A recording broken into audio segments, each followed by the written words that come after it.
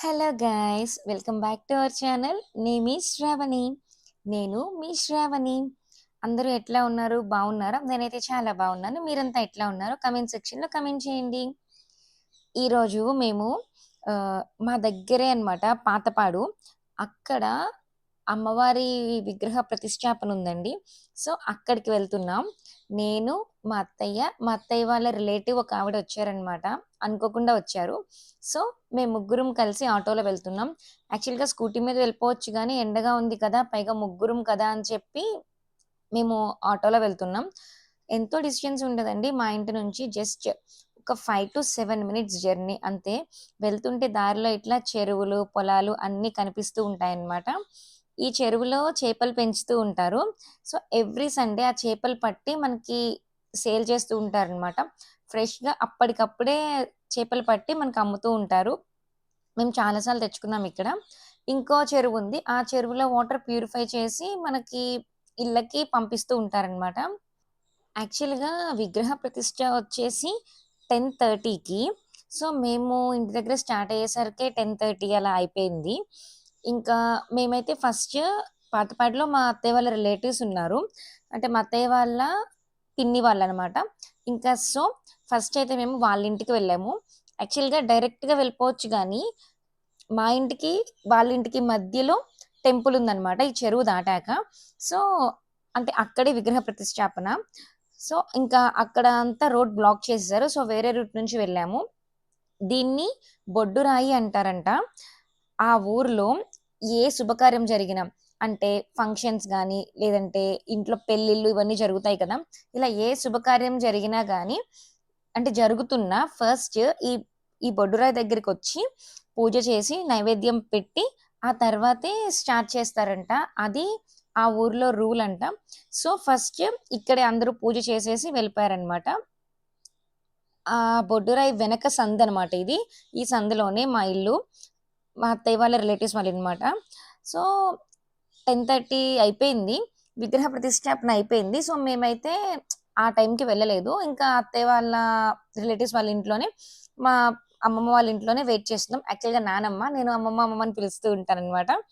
అక్కడే వెయిట్ చేస్తున్నా. వెయిట్ చేస్తుంటే ఇలా ఊర్లో లేడీస్ అందరూ కూడా పొంగలి తీసుకొని అమ్మవారికి నైవేద్యం పెడదామని చెప్పి ఇలా తీసుకొని వెళ్తున్నారు. మేము కూడా కాసేపు ఒక 1 అవర్ అట్లా ఆగి వచ్చాము. చూసారా ఎంత క్రౌడ్ ఉందో. ఎలాగో ప్రతిష్టాపన అయిపోయింది. దర్శనం చేసుకోవడానికే కాబట్టి ఒక 1 అవర్ లేట్‌గా వచ్చాము. అయినా కూడా చాలా క్రౌడ్ ఉంది. ఇంకా అంటే జస్ట్ ఒక 5 మినిట్స్ నడిస్తే వచ్చేస్తుందనమాట. ఆ రోజైతే ఎండుందండి. అస్సల బాగా డీహైడ్రేట్ అయిపోయింది. తలైతే బాగా నొప్పొచ్చేసింది. ఇలా జంప్ చేస్తున్నారు కదా! ట్రాంపోలిన్. ఇదంటే విహాకి చాలా ఇష్టం. బాగా జంప్ చేస్తది. ఎక్కడ కనిపించినా ఎక్కుతానంటది. తను స్కూల్‌కెళ్ళిపోయింది కాబట్టి అది చూడంగానే విహా గుర్తొచ్చింది. కొంచెం మిస్ అయ్యాను. చూసారా క్రౌడ్ ఎంతుందో. ఆ లైన్ అంతా కూడా పొంగలి చేసి నైవేద్యం పెట్టడానికి అక్కడ నుంచున్నారనమాట. ఈయన మా మావయ్య గారు మా అత్తయ్యతో మాట్లాడుతున్నారు. హాయ్ చెప్పండి అంటే హాయ్ చెప్తున్నారు. ఆయన ఇంకా వాళ్ళ ఫ్రెండ్స్‌తో ఎళ్లారు.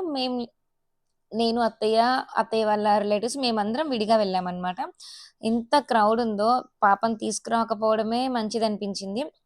అంటే తొక్కిసలాట లేదు గానీ, ఇసకేస్తే రాలినంత జనమంటారు చూసారా? అట్లా మాత్రం ఉంది.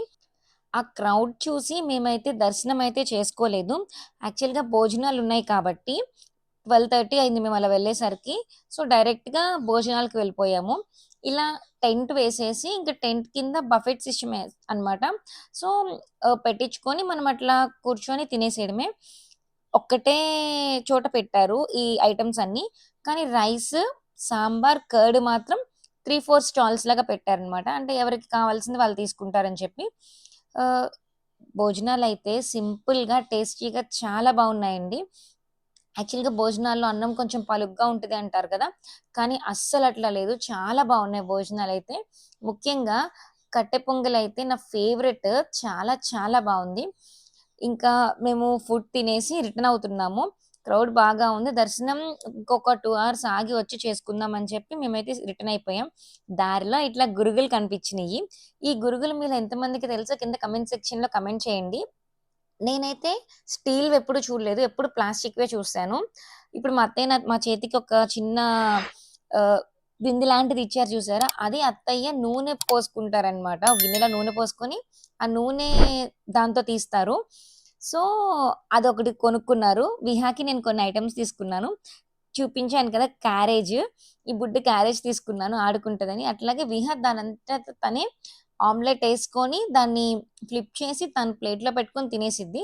సో, ఆడుకుంటదని చెప్పి ఒక పాన్ అంటే చిన్నది ఆడుకునే పాను, అట్ల కాడ, అలాగే నీళ్ళు తోడుకోవడానికి చిన్న బకెట్, ఇంకొకటి కర్రీ చేయడానికి చిన్న గరిటె, అట్లాగే ఒక దాకంటారు చూసారా? ఆ కర్రీ పాను అలాంటిదొకటి తీసుకున్నాననమాట. ఇది ఏవైనా సరే పెయిర్ రూ. 30 చెప్తున్నారు. అంటే ఇప్పుడు క్యారియర్ ఉంది కదా! అదొక్కటి రూ. 30, అలాగే అట్ల కాడ, పెనమొచ్చేసి ఆ 2 కలిపి రూ. 30, అలాగే కర్రీ చేసుకునే పానును ఆ గరిటె వచ్చేసి రూ. 30, 3 90 అన్నారు. కానీ నేను 4 పెయిర్స్ 100కి తీసుకున్నాను.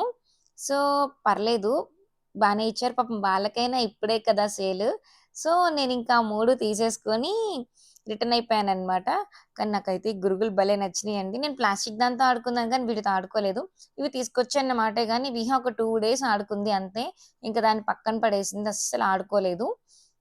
ఇంకా లంచ్ చేసేసి మేమందరం కూడా మా అమ్మమ్మ వాళ్ళ ఇంటికి వెళ్ళిపోయాము. అక్కడ ఒక 2 అవర్స్, 3 అవర్స్ అయితే రెస్ట్ తీసుకున్నాం. మళ్ళీ 3:30 ఆ టైంకి దర్శనం చేసుకోవడానికొచ్చామనమాట. ఇప్పుడైతే క్రౌడ్ లేదు. చాలా ప్రశాంతంగా దర్శనం చేసుకున్నాం. లాస్ట్ వెడ్నెస్‌డే అంటే ఫిబ్రవరి 21, 2024న మార్నింగ్ 10:30కి విగ్రహ ప్రతిష్టాపన జరిగింది. 3 డేస్ నుంచి అంటే 19, 20, 21 ఈ 3 డేస్ నుంచి హోమాలు, గణపతి పూజ, ప్రతిష్ఠా మహోత్సవం, దేవతా విగ్రహాల ఊరేగింపు ఇట్లా ఏదో ఒక పూజలు జరుగుతూనే ఉన్నాయండి. అలాగే అమ్మవారికి ఇష్టమైన నవచండీ హోమం కూడా చేశారు. సో, ఇలా శ్రీ శ్రీ శ్రీ గంగానమ్మ అమ్మవారు, పోతురాజు స్వామి వార్ల విగ్రహ ప్రతిష్ఠా మహోత్సవం అయితే అంగరంగ వైభవంగా జరిగిపోయిందండి. సో, మేమైతే దర్శనం చేసుకొని ఇంటికి రిటర్న్ అయిపోయాం. మీరు కూడా హ్యాపీగా దర్శనం చేసేసుకోండి. That's all for today. Thanks for watching. Do like, share and subscribe to our channel. Name is Shravani. Bye by.